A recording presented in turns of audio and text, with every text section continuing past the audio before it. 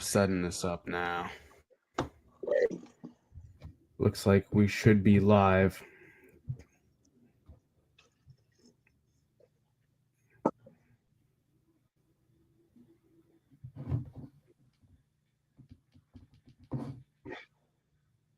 All right, we're in.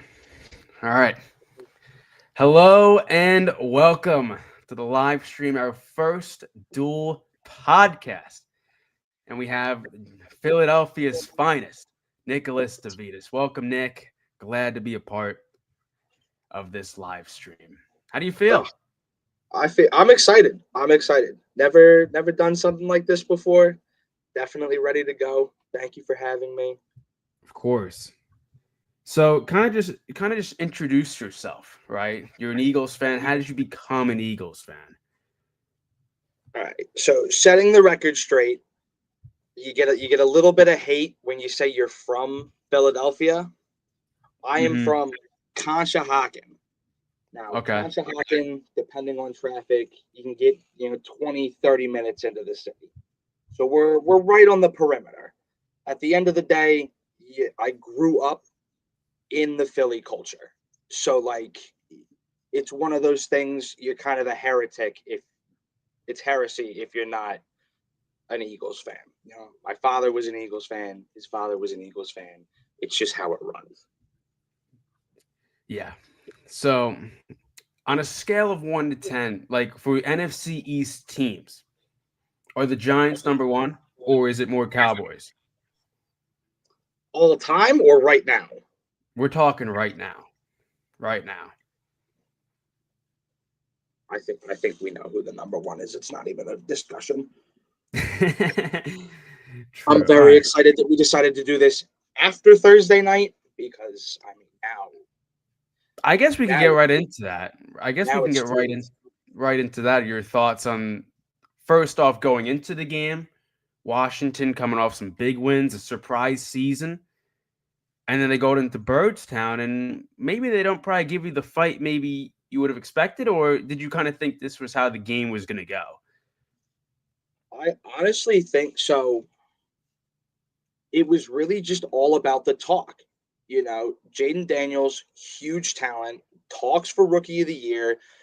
He's coming in. But again, everybody talks about like the Philly home field advantage. This is a great rookie quarterback. He's making some huge plays. Everyone's talking about the Hail Mary. But you put him in the link, is he going to perform the same? I've heard questions about the Philly defense. Would we be able to shut down Terry McLaurin? Is Reed Blankenship going to do anything? So there was a lot of talk. So I was very excited. I have been stoked since Monday morning of like, I watched my Sunday football. Like, let's go. It's Commanders week, Thursday night football. Let me get through everything so I can go watch it. They've probably been the biggest shock to the NFL. I don't think anybody saw this coming. They draft Jayden Daniels super high. They bring in Dan Quinn, who has a history of being probably an all right head coach, I'd say. But I think it's more Cliff Kingsbury putting Jayden Daniels in a really good spot, because I look from the game against the Giants of how comfortable he looked, and then you go 3-4 weeks down the road, and then he's starting to look like a really good QB. Yeah. No, I can definitely agree with that. And I mean, when you think about it, there really hasn't been that big of a roster change. I think that's why it's so surprising. Like, outside of their draft picks, they really didn't have that big of an offseason. The biggest move that we saw was they gave up Jahan Dotson. know? So they're still building picks, which honestly, it's kind of a scary thing because who knows what they're going to end up doing. I think they're in a building era right now. And now we're seeing Dallas completely fall off the face of the earth. Now that team is honestly, they're very, very bad now. And it's only going to get worse. It's only going to get worse. It makes me so happy. Mm-hmm. Yeah, it makes us both happy. And you watch Jerry Jones's response. Like, they sit there and they go, our game against them 2 weeks ago, Michael Parsons is dropping passes literally because the stadium is built poorly. And they're saying, Jerry, like, what are you going to do? And he said, no, Screw that guy. What Yeah. do you mean he doesn't Yeah. like my stadium? Fine, he can get out. Like, that's not your response, dude. Yeah. And the CD Lamb drop was bad because of the sun. Everything about Dallas is just falling off for that team. And for Dallas, I wanted to ask you about the Dak Prescott extension. Would you have extended him, or would you have rather let him go to some other team, let him spend a ton of money, let another team spend a ton of money, and maybe pivot towards a younger quarterback? I think re-signing him was a smart call, especially with just the state of quarterbacks in the NFL right now, because there is only a handful of teams that really have like their solid guy. And some of these teams are a surprise. Like Sam Darnold over on the Vikings, I don't think anybody expected him to actually have a good season. Everyone was going like the Vikings fans were freaking out. What are we going to do without Kirk? And Sam, like, who's this guy? Having poor performances on the Panthers and the Jets and whatever else. And then he comes in and like he's actually pulling himself together, you know. So, but that just doesn't happen. Like you're watching the Panthers put it all in the draft. It's all on Bryce Young, and he ends up being a big flop. So I think there's a lot of fear about like losing that guy.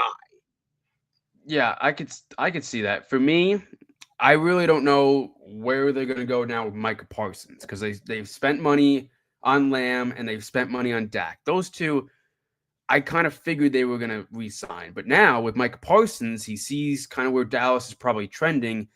You know, he wants to go to a contender. Hey, I'm gonna say it. Maybe the Washington Commanders try and go and get Micah Parsons. What would you say of that? That would be a Because I horrible think thing. there's a real chance. I think there's a real chance. They probably have enough money to spend. He's Yeah. familiar with Dan Quinn. And Washington is probably trending upwards when Dallas is going to be in need of draft picks and in need to hit on drafts. And the only thing they really can do is build up offensive line. And even their offensive line has been terrible for Dallas. No, I mean, and the Commanders have that cap space. You know, Yes. your starting QB is on his rookie contract. None of your receivers are really sucking you dry. I I don't know what Brian Robinson's contract looks like, but it can't be that much because his performance last season, you know, I think he's he's not still on a making rookie any money. contract. Yeah, so like they have the room, and I think their defense is actually pretty solid. I don't know where their defense came from, but they've been looking really good this season. But like adding a weapon like Micah Parsons is insane. I mean, think about it. They go into the draft this season. They pull Micah Parsons for their defense. They get another elite wide receiver. Like we could be looking at a lot of dangerous things coming down. NFC East is going to be changing. And maybe the Giants finally get rid of Daniel Jones. It seems like they're getting rid of Daniel Jones after this year. Uh, but I guess getting into some smaller questions, going into the season, what was your boldest hot take for your Eagles going into the season? Going into the season, I think it was with a lot of Philly fans. You look at that Saquon pickup, you look at the offense, and it was we're running the NFC East and we're going to the Super Bowl. This is the revenge tour. This is taking it all the way back to 2022. You know, we're back at it again, and I think the rocky start was really humbling. When you saw that he wasn't returning to the Giants, what was your percentage of chances that you were going to land Saquon? It was high. That's all I can really say. I mean, I know there was talks of him going elsewhere, but everything I saw, it was pretty much a lock. You know, they're talking, oh, he's the Penn State guy. He wants to play for Philly. He hates the Giants. He wants to get revenge. You know, all these like mix and match stories that really brought it all together. So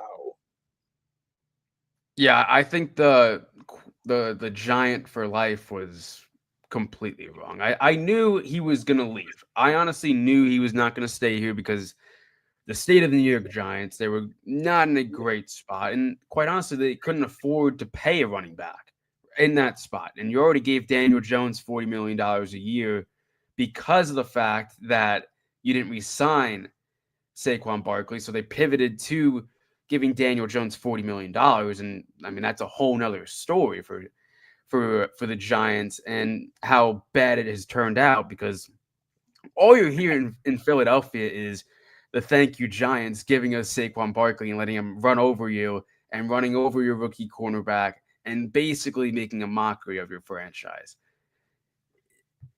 For me, just how I see it, I never thought in the first place drafting Saquon was the right move. When it was the Dave Gettleman era, running back was the least of their issues when Dave Gettleman was under GM.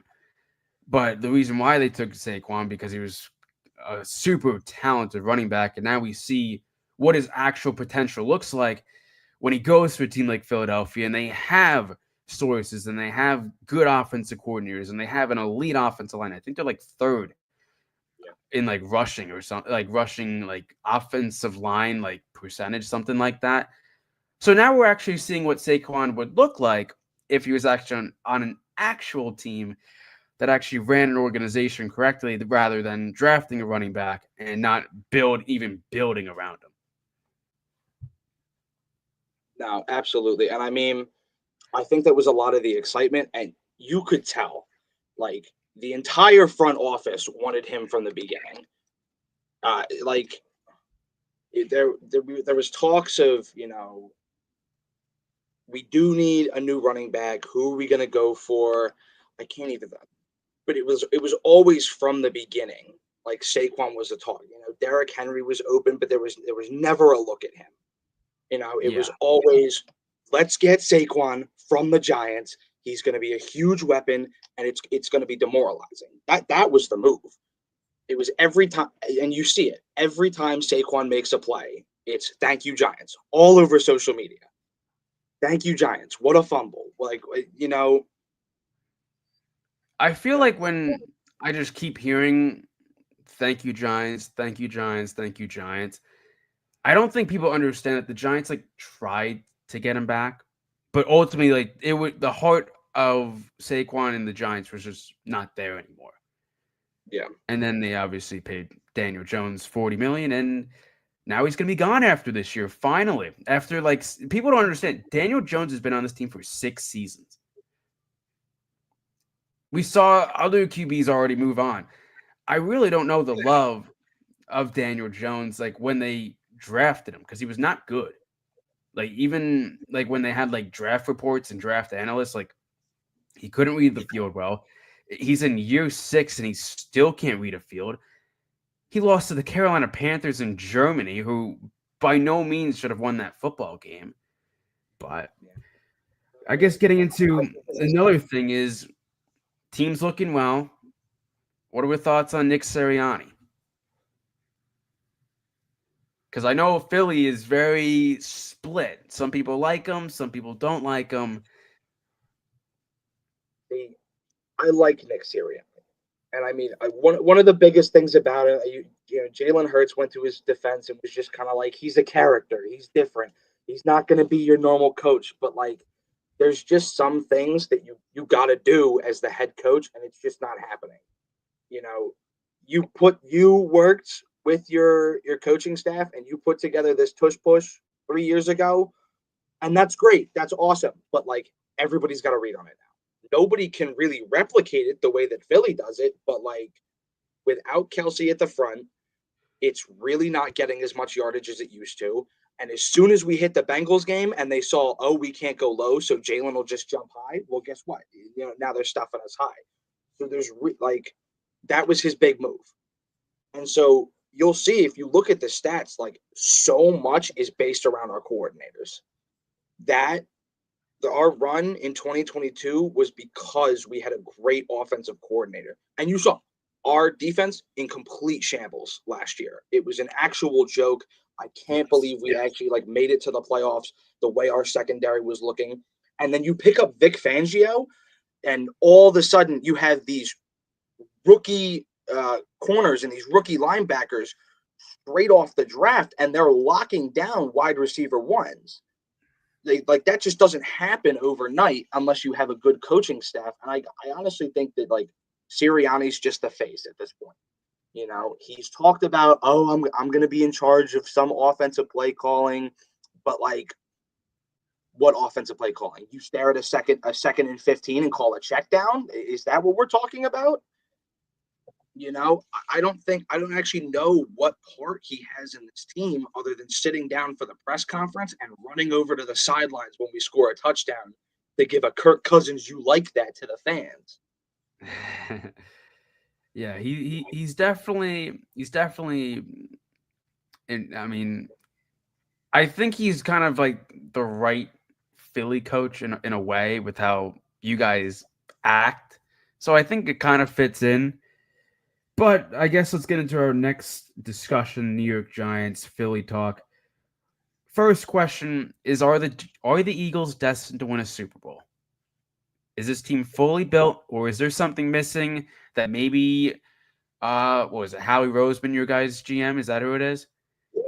Did he do enough to maybe overtake the Lions or overtake eventually when the 49ers are fully healthy?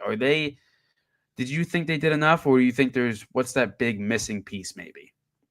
I mean, at the end of the day, I can never be upset at Howie Roseman. I sit on social media every summer and I watch this man pull together some ridiculous trades and some ridiculous picks. And like he does what we need to do for this team. And it's honestly one of those things of our biggest worry after last season was how is the defense going to look? And they're so much better than they were last year. It's not perfect, you know, it's just not, but it's certainly better than it was. The difference is like I don't think there's any blatant holes like there were last year. Like last year, it was plain and simple. Your secondary on the defense is trash. Nobody in the linebacker, nobody in the corner spot is doing anything. So we take CJ back. You know, there was a bunch of complaints. Everybody missed him. He did great for the Lions. So why not grab him, take him, at the very least, take him away from the Giants. Or not the Giants, the Lions. But, you know, the addition of Quinion is huge. I honestly think it's kind of ridiculous, you know, these like undercover stats. And we're not seeing a lot of interceptions out of him. I think Slay's been really quiet. So I think once you sort of mold that defensive secondary, I think that really locks it down. But at the end of the day, I can't comfortably say it's a Super Bowl year until the offense does what the offense is supposed to do. Like we've talked here a little bit, we have one of the best receiving cores in the NFL, and Devontae Smith has been virtually silent all season. You know, it's kind of one of those things where our biggest thing, the past 2 years is, AJ Brown's a huge threat. If you can get him the ball, if you can get him those deep balls, he's going to tear through defenses. He's going to make big plays. But on the days where he's clamped, on the days where he can't get open, it's because they're leaving Devontae wide open to make those big plays for him. So I haven't seen anything out of Devontae. I haven't seen anything out of Jahan Dotson.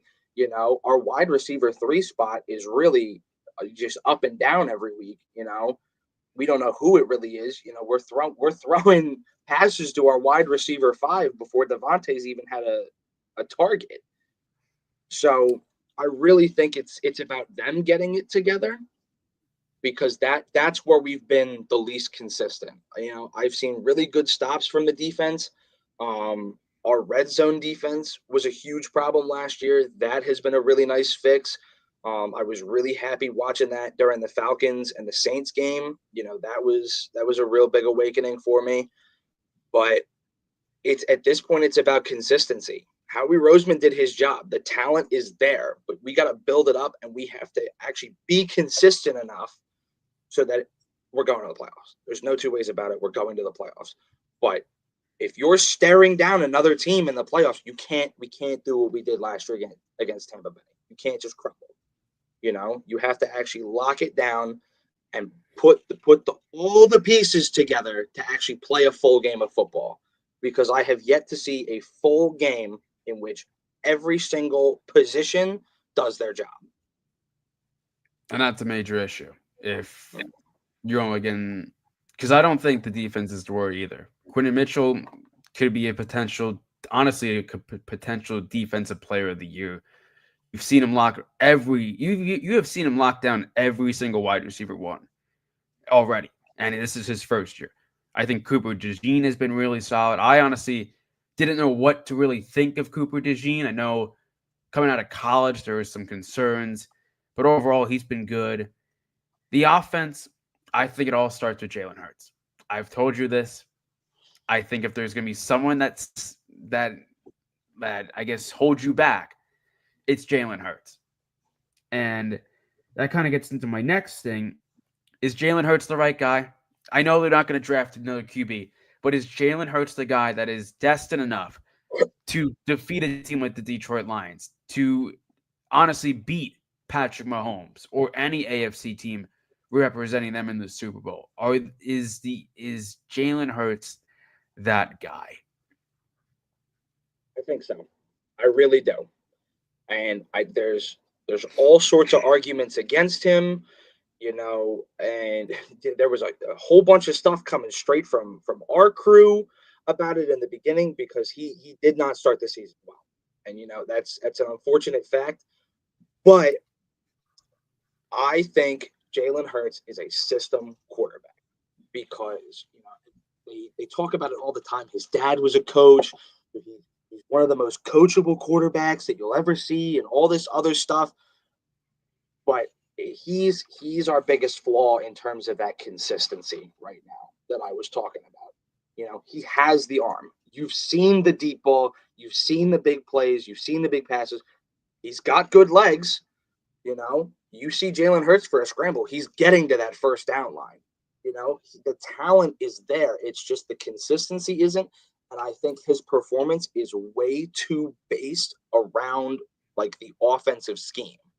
So if the offensive play calling isn't there, Jalen's just not going to, because he's going to do what he's told. And so if he's being told the wrong things, the performance just isn't going to be there. You like Kellen Moore as an OC, newly hired, or do you feel like there has to be someone better out there to maybe elevate Jalen Hurts' game, maybe more passing touchdowns?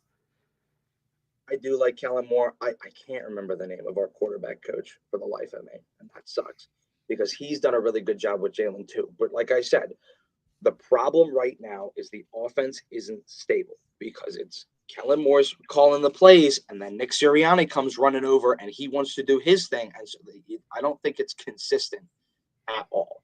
We need one guy running plays, and if that guy suddenly starts to falter, then you take a step in and you start changing things up.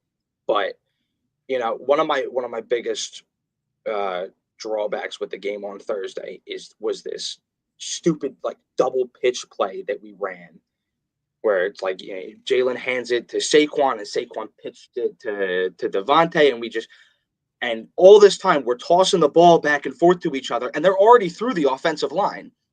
So Jalen Hurts is now 20 yards back, and he finally gets ready to throw, and there's a dude on top of him. Like, why are we calling these plays on third down? You're not the Lions. The Lions and Dan Campbell, they're going to do all their silly stuff, and they're going to throw it to their left tackle, and they're going to make all these crazy plays. And Andy Reid and Patrick Mahomes, and they're going to do all their silly trick plays. The last trick play I saw Philly do that really worked was the Philly special. How many years ago was that? We're not doing that. What was it? 2018? Was it? Yeah. So the Lions play Madden. The Lions play the NFL like it's Madden. I'll tell you how it is, because that's what Dan Campbell does. Sometimes he does stupid things, but sometimes he does really good things. And I think the best thing was when he was kicking the Cowboys' ass and he has the offensive lineman lined up as a wide receiver. That's just nuts to me. But another thing, I guess we're talking about the Birds a lot. Where do we see the Giants in 3 to 4 years? No more Daniel Jones, or is it too early to predict? I think it is too early to predict, and it really looks at the offseason. I think Malik Neighbors was a great pickup by you guys. He is a great wide receiver, and he will definitely pan out by the end of. I believe he will pan out by the end of his rookie contract. But, Daniel Jones is getting the hell out of there. So it depends on who you pick up, because it's after that, it has to be the guy. Either you are so sold on a rookie QB that you're pulling from the draft, or you need to make some level of switch in the offseason and get some honestly bigger guy. I can't really think, honestly, I think Kirk Cousins would have been a really nice pick for you guys. But unfortunately, Atlanta locked that down with a shitload of money. But it really comes down to who were you taking in the drafts, what moves are you making in the offseason, because I feel like the Giants are in the exact opposite spot of the Eagles. Like I said, the Eagles have that roster filled. There's really no weak spots, but we're not performing. The Giants have found ways to perform despite the fact that there's really just big holes in a lot of the roster.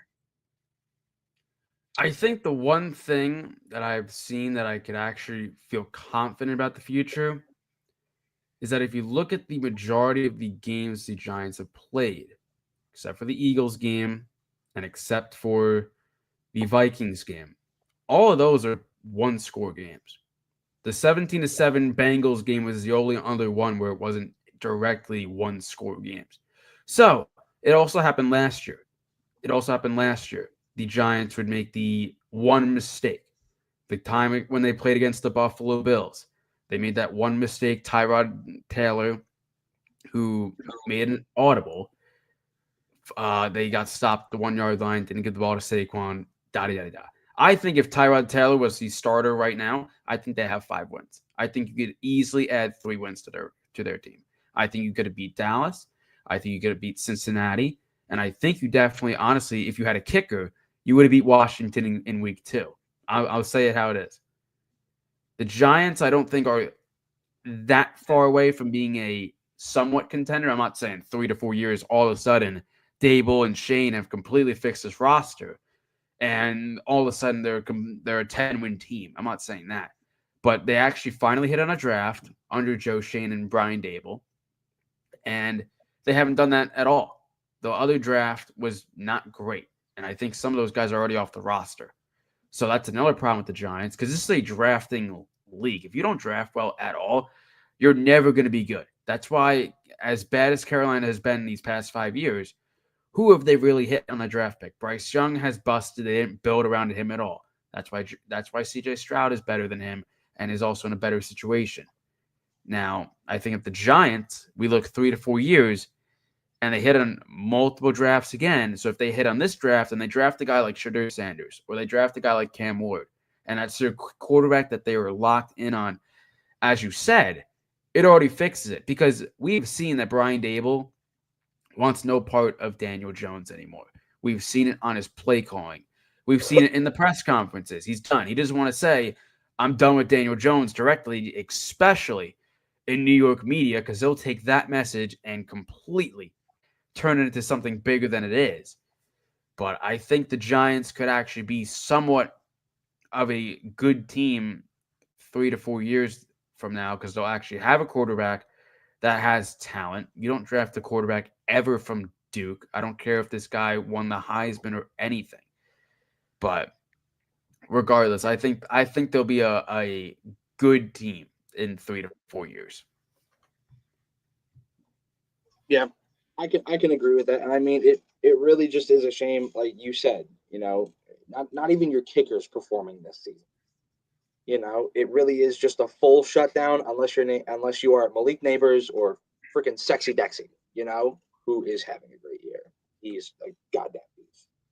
But they actually have some pieces to their team. It's the offense that they just can't get going. I mean, Carolina Panthers game, they run a flea flicker, which on 3rd and 1, probably not the greatest call, but there were people open. Like in Dable's play calling, there are people that are wide open.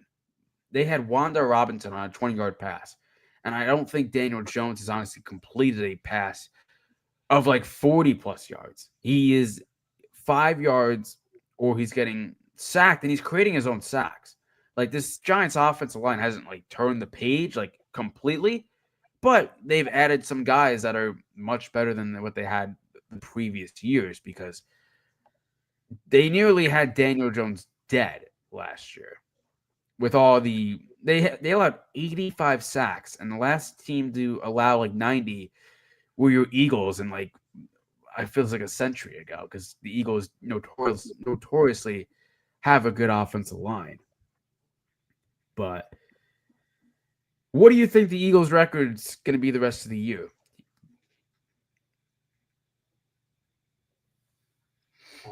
I mean, in terms of upcoming games, I think our biggest challenge is that Ravens game. I'm really excited for that one, mostly because I think the conversation right now is the Ravens' weakest part is definitely their defense. Now, that's not to say that their defense is bad by any stretch of the imagination, but where am I going with this? Like I said, it's about that consistency. It's making sure that this team, outside of Jake Elliott, that we saw on Thursday, if they are going into future games, I think we could maybe walk out with only one more loss. You know? All right, I have your schedule up right now. You tell me if they're winning this game or they're not winning this game. All right. Sunday against the Rams at LA. 8:20 I start. can see I can see it as a win. We Okay. we play the Rams a damn lot for whatever reason. I don't know why. Now I know they're just getting Cooper Cup. You know, they just got Cooper Cup back. Puka's coming back, but we did really this like not good secondary last year did pretty well against Cooper Cup at the beginning of the season. Love to see what Quinyon will do against him. It's really just if we're going to shut up Cooper Cup, can we do the same thing to Puka? I think that one's going to be a really good game, but I honestly think that we do have an edge on the Rams. After that, like I said, after that is the Ravens game. So I think it's Thursday was a huge win. That's a big morale win. It's a division win. You know, we're building that momentum. We're snowballing. You go in if we can beat the Rams by 7 or more, that's going to be a really good feeling. That's going to build the snowball. And then so it's really just going to be if we can take that momentum and go to the Ravens and actually like perform because it's going to be in Baltimore and you know, I talk about the Birds home field advantage, but Baltimore is a scary place to play. You know, just that atmosphere. Uh, I know a Baltimore fan, biggest pain in my ass ever. You know, the only person I know that might actually be as crazy of a fan as Philly fans, you know, so like I said, I'm really excited. But win or lose in Baltimore, who you got next? It's the It's the Panthers. I so don't think there's much discussion here for the Panthers. if you lose to the Ravens, you better be walking into the Panthers that next Sunday and you better smack them with everything you have. Yeah, I think you guys beat them by 2+ touchdowns because Yeah. that roster, Bryce Young is going to have a very rough, especially that's in Philadelphia. But getting into the next game after the Panthers, you guys are home against the Pittsburgh Steelers. What do we think of that game? That's another one that I'm a little scared about. The Steelers do have a very strong defense. So if we choose not to perform, that's going to be really difficult. Now, I do think Quinyon versus Pickens, that's another Terry McLaurin situation. I see an absolute shut up. I Yeah. see Mr. Unlimited on his back a lot of the Uh-huh. night, but that doesn't guarantee a win if we can't produce. You know, our defense played fantastic on Thursday, but we walked into halftime down because we're not making any forward progress on offense. So, you know, if your defense is going to make stops, you know, is Saquon going to be able to actually like produce, like have one of his standoff games? Are our wide receivers going to get open? You know, it's Uh-huh. way too up in the air. So after the Steelers, you guys are at Washington. Another tough game. We'll see what Jayden Daniels can do. Maybe a little bit of some revenge because they did lose by 8, which is definitely doable, and they definitely could have won this. They definitely could have won this game if they kicked the field goal over going for it on 4th down. Yeah, I mean, I was It's another thinking, toss-up, I feel like. I was really thinking like Jake Elliott by himself had 7 possible points that could have been on the board. It should Uh-huh. have been way bigger of a blowout than it was if we actually hit our shots. I really think that second game against the Commanders, it's going to be a coaching battle. Uh-huh. I think these guys are going back down to Washington and they are watching film and they are prepping. And if we don't do the same and we don't make some sort of changes to our offense, we're hurting ourselves. So that one so that's going to be one of the bigger signals to me. If we have another good game against the Commanders, that's going to indicate playoff success to me. The ability to see a team that you have already played that you know is good and be able to change it up enough that you can still produce well. And then your final 2 games are divisional opponents. You guys are at Lincoln Financial against the Cowboys, and then you guys are at Lincoln Financial against the New York Football Giants. Those probably should be 2 more wins for you guys, even if you guys don't start your starters Not against the even Giants. not even just wins, full blown confidence boosters. Yeah. I think it'll revolve around that Commanders game. Obviously, that one right there will probably decide the next 2 games if we beat the Commanders, and then you send our starters into the first half of the Cowboys game. I really like that'll be the division right there. So it's real. I don't like saying this, but the season ends on December 22nd if we beat the Commanders. It really I'm in does. I'm in no disagreement there. So I think it's really just about how the playoff schedule turns around. The Lions are marching, so the chances of a number 1 spot are slim, especially with the schedule we have upcoming. I mean, we just walked through it. I think there are three toss-ups out of the next 7 games, which is kind of concerning. But I mean, I'm in the mindset it's a guaranteed playoff appearance. Where we sit on that's the question. I mean, the Lions don't have a freebie. They play the Colts this week, and they got the Bears next week. Then they have a divisional game against the Packers. Then they take on the Bills. Then they go at Chicago for their final match. Then they take on the 49ers, and then they take on the Vikings. So, what are we thinking about wins and losses there? It's gonna be tough. It depends on where the 49ers are in the next couple weeks. I think they're gonna be CMC, very solid. I think since they I got think they CMC back really already, help. they're gonna be good. Yeah, so that one's exciting. I hope that's a loss. I do think the Packers could maybe pull that off. Jordan Love has not been playing bad by any stretch of the imagination. Their defense has been playing pretty well. That one's going to be a toss up. The Vikings, I'm not so sure. With that their last game versus the Vikings, super exciting. I loved watching that. I honestly skipped out on homework to watch that one, so that was really good. But I have no confidence in the Bears. Absolute zero. I Yeah, think neither I do think I. Caleb Williams is 2 steps away from being considered a draft bust. There were great talks at the beginning of the season, but as soon as they stepped into divisional games, like the winners and the losers started to show up. So I think they're looking sort of similar, but I think I have more confidence in them getting more wins than I do with the Birds, because the only ones I can really see as almost a definite loss for them are the Bills and the 49ers. Yeah, those are the 2 best teams. Do you think the Bills beat the Chiefs this week? I don't know. I'm honestly, I don't know.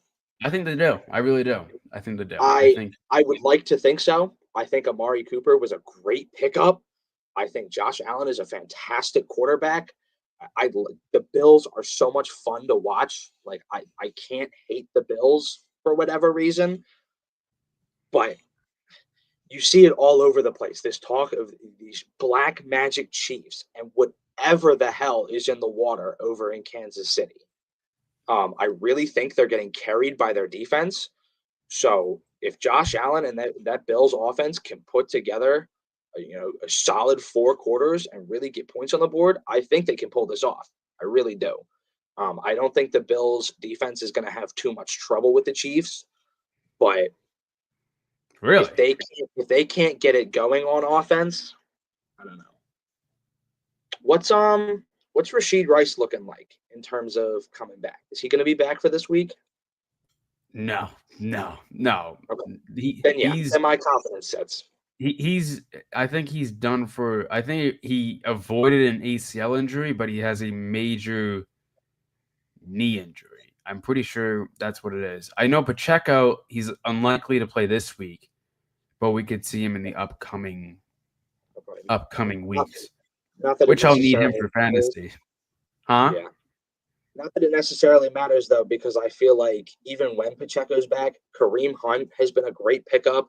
His sort of return on the Chiefs has actually been huge. I think that's going to be really exciting to see Pacheco and Hunt as like the running backs 1 and 2.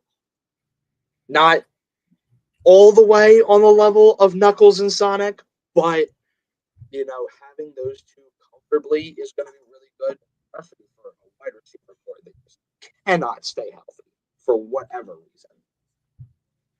Who can't stay healthy? You might cut out. The Chiefs wide receiver core.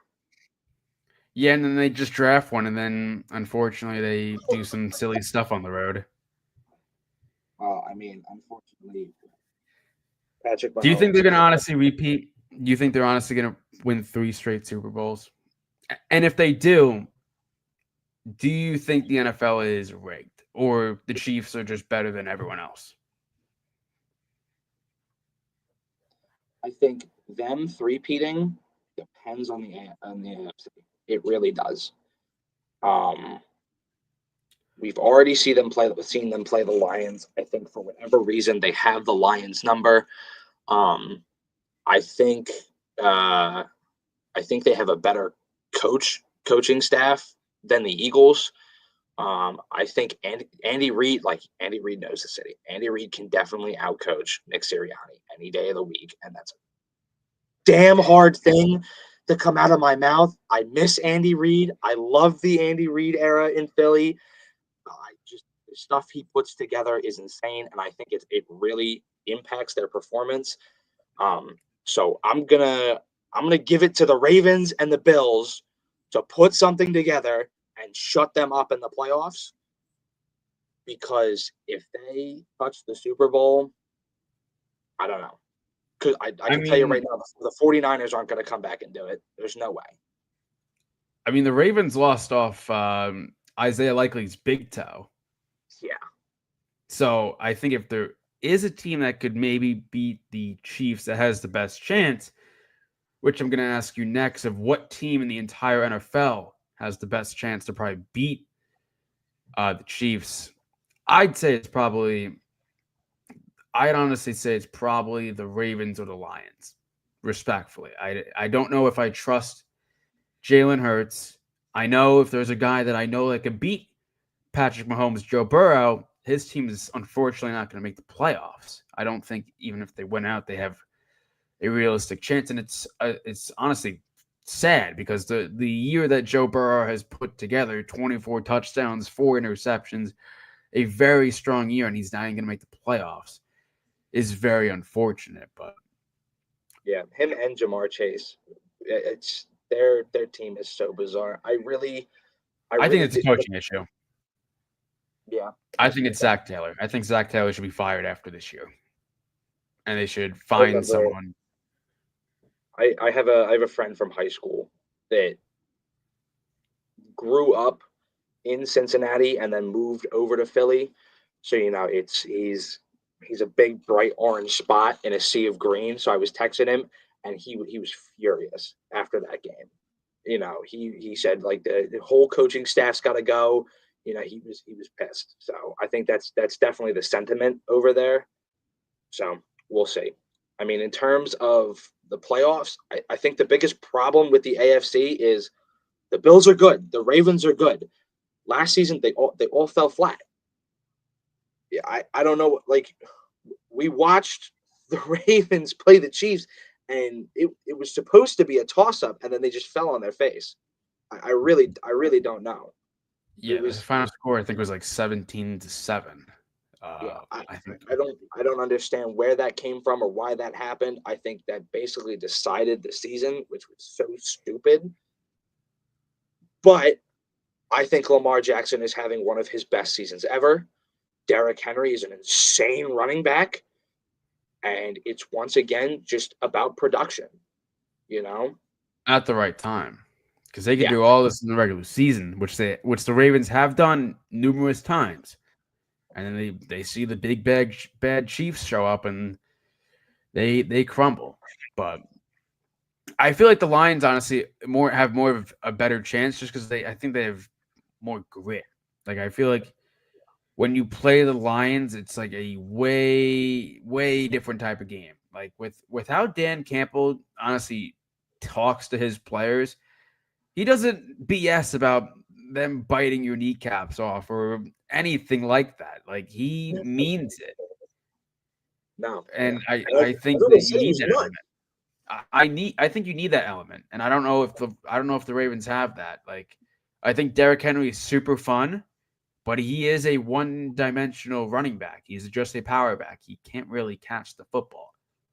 Now I don't think they'll need that, but I feel like Lamar needs a wide receiver to rely on that because I think Zay Flowers is having a good year, but like you need a guy that like if I need a first down, is Zay Flowers really the guy? Like you see with the Lions, Sam Laporta who is out this week, but Amon Ra, every team I've looked at all these teams that have won Super Bowls, they always have that wide receiver one and you need that because I mean, if you have no one to throw the football to, you're just Yeah, not going to do anything. You could have the best running back in the league, but I it mean all that's matters. the other key piece for the Lions. They have Amon Ra, but if those passing lanes are not open, having two running backs who can also catch the football.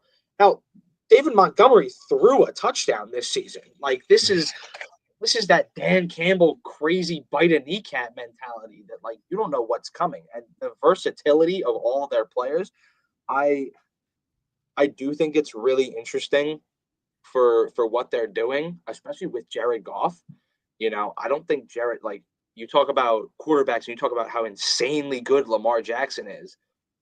Jared Goff has never gotten that kind of praise, but he's having a great season. Yeah, I think the thing with I always worry with guys that can't really run. Like I don't like that's why I really like Lamar Jackson and I like guys that can actually run because I feel like if you can't run, you can't do much. That's what talking about, man. Let's go. That's the only thing I worry about the Lions is honestly game managing Jared Goff because I Yeah, feel like if he because I honestly do think the Lions are going to come out and go to the Super Bowl. I think they're just the most complete team in the NFC and I don't the 49ers are not healthy enough and I'll say it every single time. I don't know if Jaylen Hurts can defeat the Lions defense. As good as the weapons he has, because there's no like it's not like Jalen Hurts is just running the football with Barkley and Jalen Hurts is getting all these rushing touchdowns. Like he has a ton of weapons, but he only has 12 touchdowns on the year, which honestly mind boggles me for having AJ Brown and Devontae Smith and having 12 touchdowns and we're in week 11 yeah, or week it's 12. frustrating. You know, he's So, like, what are he's your thoughts on Jalen Hurts' play? Like, if you had to give him a grade report going into the week against the Rams. yeah, I'll give him a solid B plus, honestly. You know, I don't think he's playing terrible. I think some of the passes that he's making are fantastic. I think his vision is good. My biggest pet peeve right now is I don't know where this drop back and hold the ball for 20 seconds came from. You know, this is a guy who is known for his legs, is known for the ability to, if there is not something open, we're escaping that pocket and we're at least getting 3 or 4 yards because we can. But for whatever reason, the last 3 games, I've watched it. You know, he has that O line. He has comfortable time in the pocket, but he just sits there and holds the ball. And then he's under pressure and he's not going anywhere with it. He's now 15 yards back and he's just taken the sack. I don't know what this mentality is, but it's really frustrating. I think the other piece is Saquon. I think the ability to hand the ball to Saquon and just it's third down, buddy. Can you get 10 yards? And he just does it. You know, 10 plus. It's kind of ridiculous, and it's taking away from the need for Jalen Hurts to perform. You know, so it's frustrating because we're going to get to the playoffs and we're going to find teams where, you know, Saquon's going to perform. It's freaking Saquon. It's going to happen regardless. But when he doesn't get that first down, you got to be able to make a play. And I watch him drop back and it's way too much of a toss up on whether or not this catch is going to be good. You know? So you've told me this in person, and I've completely disagreed. You've said that Jalen Hurts is a MVP candidate. This is probably the first actual, because we've honestly been pretty keen on agreeing with things today. But if there's one thing that we definitely don't agree on, is that you have told me face to face that Jalen Hurts is a MVP candidate. Yeah. And do you regret that now? Because it seems like you're in very big regret. I don't regret it, but I need this man to like back me up on it a little. I think Jalen Hurts is having a solid season, but again, he's not producing like he should be. I think over the course of the last 4 weeks, he has done a fantastic job. The just 0 turnovers is great. He's getting touchdowns. You know, he's getting passing yards. But I mean, what we have agreed on is the beginning of the season was rough. Yes. It was definitely difficult, and I think that's what's taking away from it a lot. You know, we should have blown the Saints out. We now see that the Saints are frauds. That should not have been a close game. We should have beaten the Falcons. It should not have been a close game. You know, I think it was way too slow. Awful, I don't think the They're Falcons not an awful team, but we're definitely the better team. And, you know, leaving it to that Saquon drop to decide the game, that's ridiculous. We should crashed out. Uh-oh. You still hear me?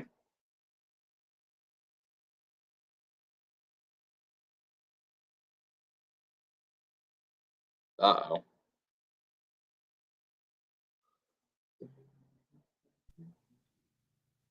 Are we good? Oh, there we go. Perfect. There we go. We're back. Little connection issue. Yeah, whatever. It happens. So we were talking about Jalen Hurts and that he's not an MVP candidate. I will stand by that.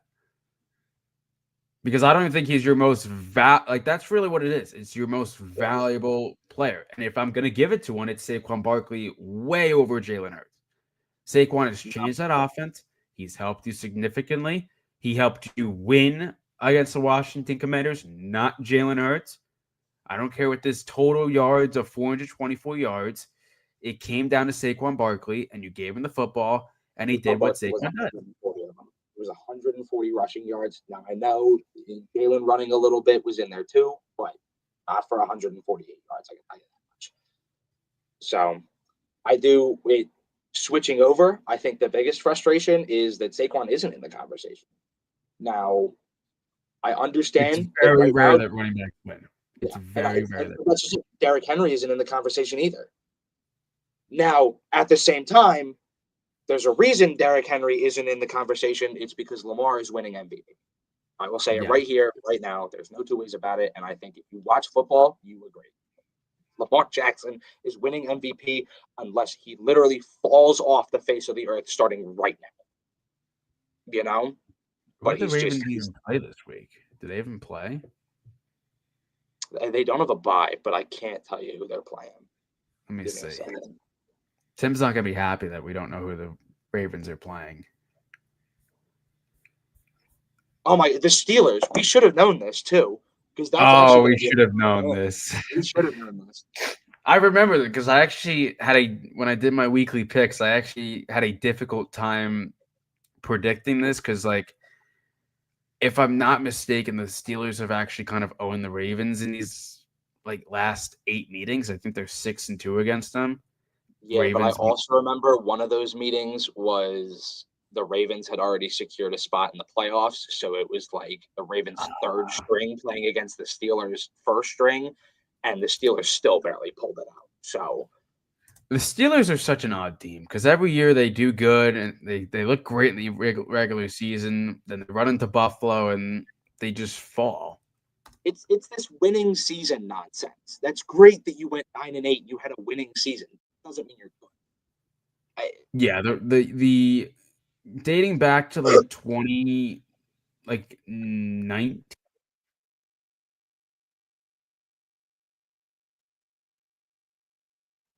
I think your mic cut out. Ravens have lost the last 3 meetings. They lost 16-13 in 2023, 17-10 in 2023, and in 2024 they lost 17-10. Last time they have beat the Pittsburgh Steelers was 2022, and I was 16-14. So I don't think we're having that problem tomorrow. I really don't. but I picked the Ravens. I think So it's if going to the be a good game, but the Ravens are just they're dominant. They are a dominant offense, and love Russell Wilson. I love this little comeback story we have going on, but I don't think it's going to be enough. Yeah, it's probably going to be one of the games of the week. There's actually a decent amount of good games, and then there's some very bad games. I mean, thankfully, I don't have to watch the Giants this week. Much needed bye week after losing to the Carolina Panthers. I said at the start of the year that if they lose to the Carolina Panthers, I would consider cleaning house, but I don't know if that's worth it because the Giants have done this repeated window of a coach, 2 years, you're gone. Another coach, 2 years, you're gone. I think they just have to stick to Brian Dable, stick to Joe Shane. If it doesn't work out in the next 2 to 3 years, maybe let's pull the trigger. But I think John Mara has had a problem of just letting. I mean, he's also hired some very bad coaches. Like Joe Judge should have never been a head coach. He was a special teams coach of the New England Patriots.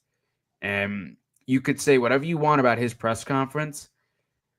Clearly, he was all bark and no bite because they were such a bad football team. And it's the reason why the Giants are so bad because they have not drafted well. Dave Gettleman has put this team, honestly, like 5 years back of talent. And you are in such a hole now of having to make little mistakes if you even want to be considered a contender. Because we saw that 2022 was just a fluke and they just beat up on bad football teams, and that was the peak of Daniel Jones. That is the best of Daniel Jones you will ever see. And somehow he beat the Baltimore Ravens, which I still don't know how he did that. I think what the Giants need is like a Lions level reset. You need that Yes. Dan Campbell guy. Now, not necessarily Dan Campbell. I don't think the way that the Giants run is going to work with that whole crazy, scrappy dog mentality. I think the Giants have always played much cleaner football, but you need that GM and a coach who agree, who will lock in on like the guys they want, the culture they want to build. And so that's we were talking about it earlier, like this 3 to 4 years of going in the offseason with the draft, with trades, and just picking up guys that you want in your set. And I don't think they've done that. When you change coaches every 2 years, you change mentalities. So we're pulling guys that just can't work together because they're playing for 4 different offenses in the course of their rookie contract.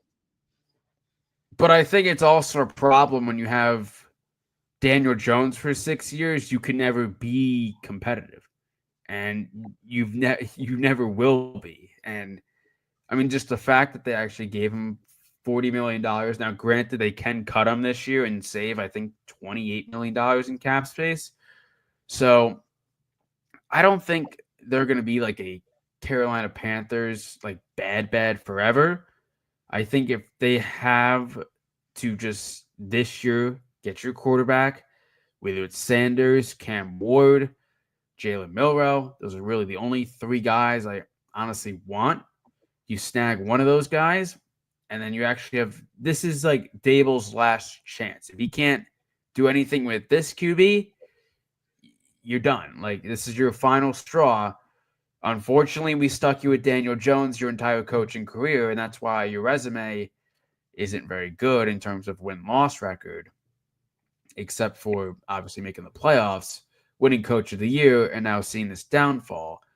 But I like our chances. I like the future of the New York Giants. It's bright, but it's not like super bright right now. I really like the draft class. I think Tyron Tracy's slowly becoming that really good running back.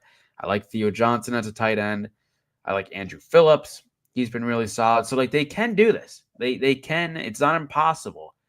But I'm glad that Daniel Jones is not going to be under center ever again. And I don't know if he's honestly ever going to get a starting NFL job again. I think at best he's going to be a backup for some random football team. 100%. But I mean, if that's the case, so what do you think is the future of New York quarterbacks? You think they're going to start looking at the draft class and they're going to try and pick up a new guy, or do you think maybe we're trading? No, there's no chance they're trading for an NFL QB. And if they were, you would have saw Bryce Young go to the New York Giants. I think if they were going to trade for a guy, it would have been Bryce Young, and I'm glad they didn't do that. I honestly also don't know really what Michael Penix Jr. for the Falcons is going to be. He's already upper in age, and Kirk Cousins clearly has a starting job. Anthony Richardson, we don't really know what his future is like with the Colts because it seems like he doesn't even want to be in Indy, and now the Colts have to make a decision of the draft. Like, do we have to go and get a guy now, or because Joe Flacco is only getting older? He is only getting older. But I like the Giants' chances. I think they draft Shadur Sanders or they draft Cam Ward. I think it's one of those two.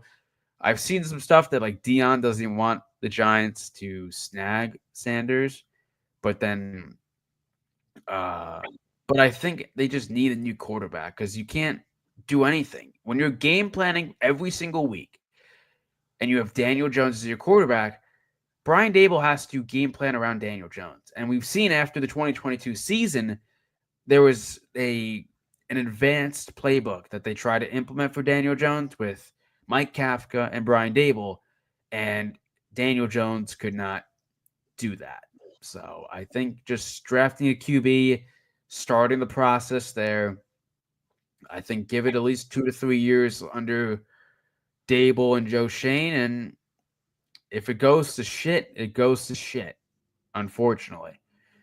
And then I think honestly the Giants franchise might be just cooked after that. If you let Daniel Jones go, you draft the Cam Ward, let's just say, and Dion doesn't want Shadur Sanders going to New York, and you fail again, it's like, what do we even do at that point? Because nothing's working. Yeah. We got one thing in the comments. It says Hurts is not top 8. What are your thoughts on that? I have to disagree with that easily. Like I said, in terms of good quarterbacks, it's really a toss up. Like I said it earlier, there are very few teams that can be confident in their QB1. You know, just I understand that Hurts isn't having a great season, but if Hurts were to go out and Kenny Pickett were to come in, you would see this offense fall on its face. I firmly believe that. I have no faith in Kenny Pickett. I need Hurts to stay healthy. You know, that's just how it is. Do you ever get concerned when you run so many tush pushes that potential concussion or any sort of injury? No? Biggest concern I had for the concussion was Thursday when you watched his face literally get pushed into the turf. Like that man was in the turf for a solid second. And he watch it. He ran back into the tunnel, so that that washed away pretty quickly. But in terms of the tush push, it's more the linemen that are taking all that shit. I have said before, I think the tush push took years off of Kelsey's career. When you are expected to be the man at the bottom of a pile and you're already hurt and you're already aching, it's not fun. So, of course, playoffs are approaching. I want to know your dark horse contender that can shock everybody, that can potentially go on a Super Bowl run, or just maybe shock a win. Just what is your dark horse contender?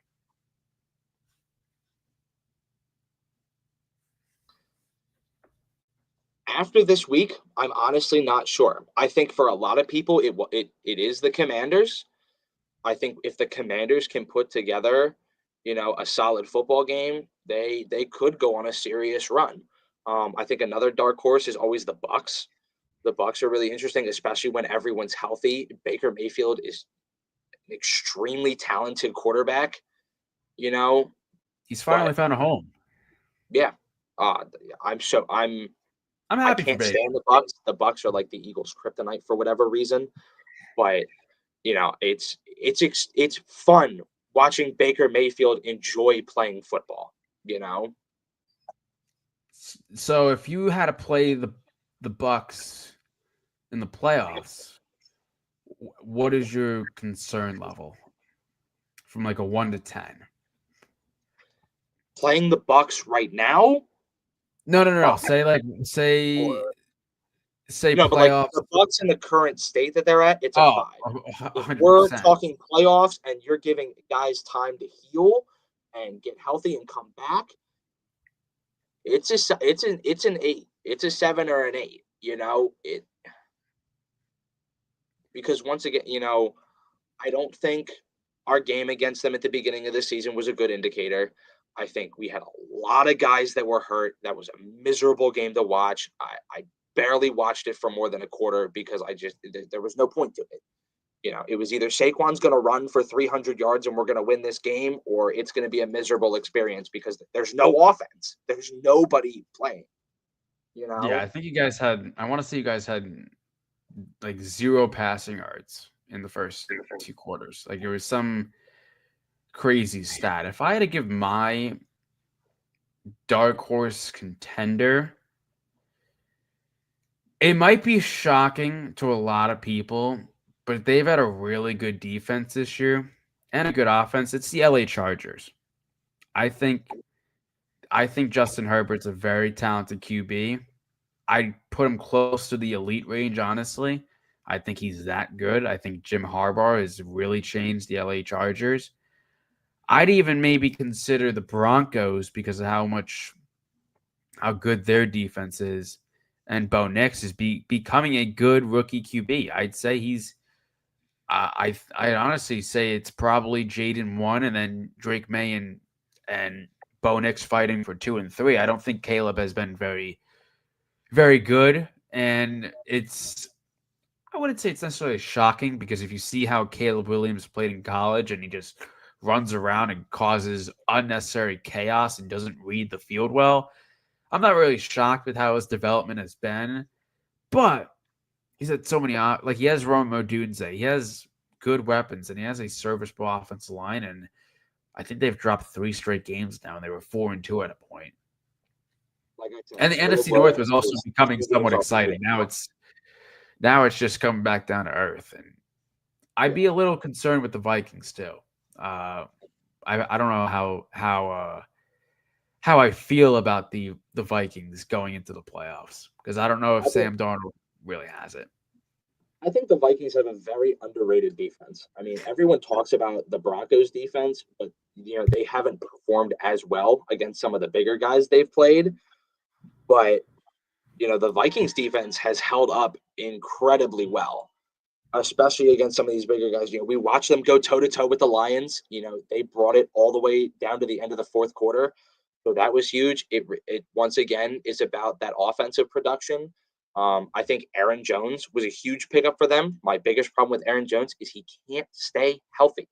He spent the entire season last year with a big Q next to his name because it's his knee, it's his ankle, he's tired. Like it's a whole bunch of garbage.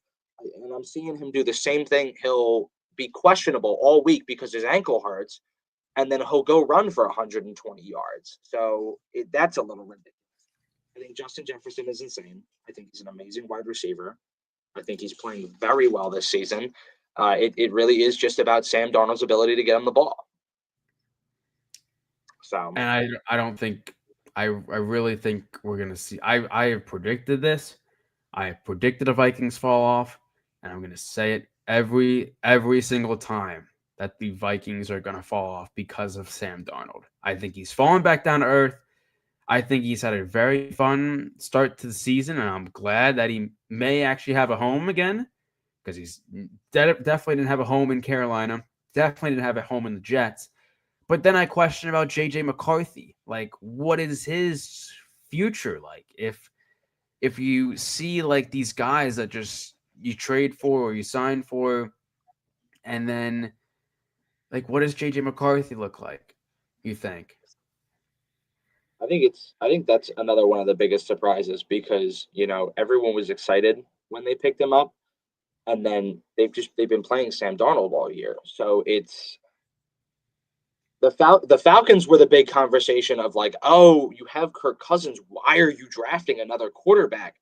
But then the Vikings did the exact same thing. They just, kind of swept it under the rug a little bit more. They didn't, make a big deal out of Sam Darnold starting. I think everyone just kind of thought it was going to be a little bit different where Sam Darnold was going to play the first 3 games and then they were going to work McCarthy in, and then they didn't do that because Sam Darnold had a great start to the season.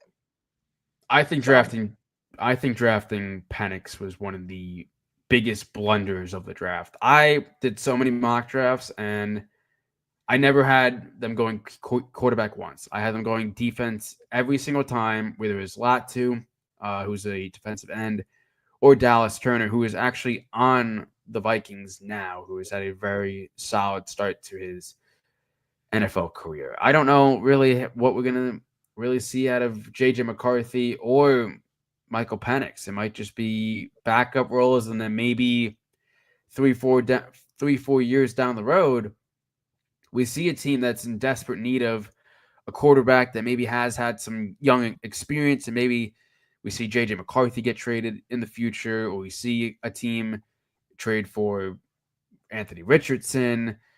But I worry about Sam Darnold too much because I don't feel like he's ever been in a spot like this, right? Like you've seen so many poor moments for Sam Darnold. This is finally his highlight year.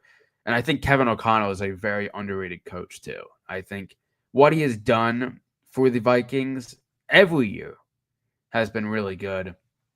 I still think they have good pieces. Like they are getting TJ Hawkinson back.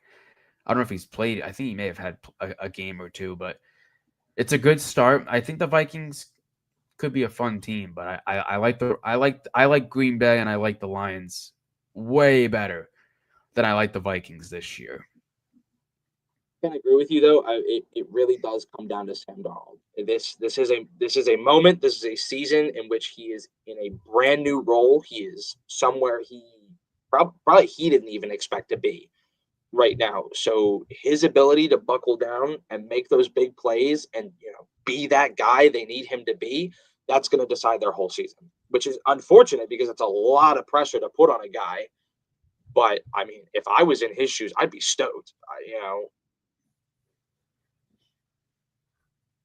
We'll see. I mean, we'll see. They should be able to make the playoffs, but I think if they run into a team like the Lions or the Eagles or honestly the Bucks too, maybe they probably are not going to be doing much in the playoffs ultimately, but I kind of want playoffs now.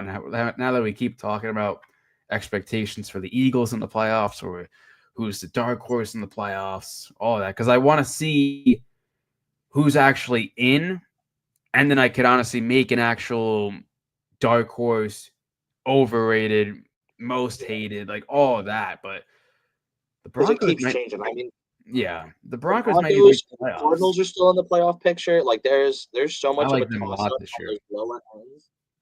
You know, I really don't know. I really want to play the Vikings in the playoffs. I want to see Eagles versus Vikings. I think that would be a really good game.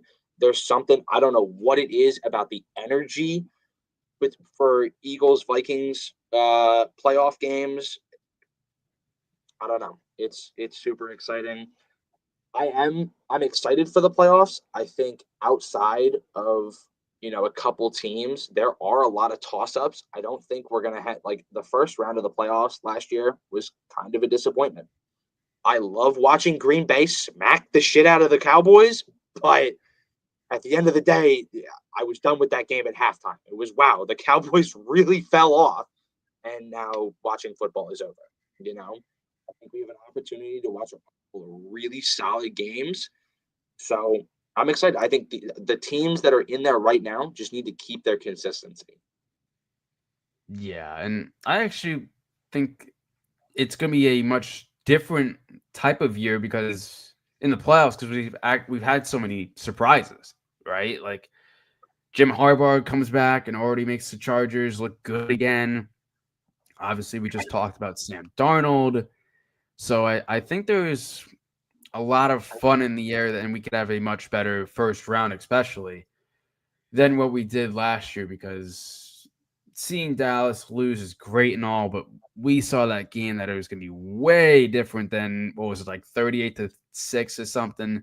Dak had a bunch of interceptions and all of that, but Of course. luckily we don't have to see anything in Jerry's world ever again for playoffs, at least for the time being, because Cowboys are on a downswing, and I don't really know when we're going to see the Cowboys elevate. I really don't know, but I think Yeah, that's going to your wrap it up. offseason move is paying your quarterback. That's just what's Yeah, going to happen. 1,000%. But that's going to wrap it up, guys. Appreciate Nick for coming on the channel. First time, first dual podcast. But he's an Eagles fan. I'm a Giants fan. Talking some football. And I'll see you guys in the next one. Definitely hopeful to do this again. Yes, sir. May I say one thing before we cut out? Yes. Fuck the New York Jets. Oh! I honestly thought I was going to hear something else, but Go Birds as always. But that's something. yeah, go Giants. See you guys in the next one. Peace.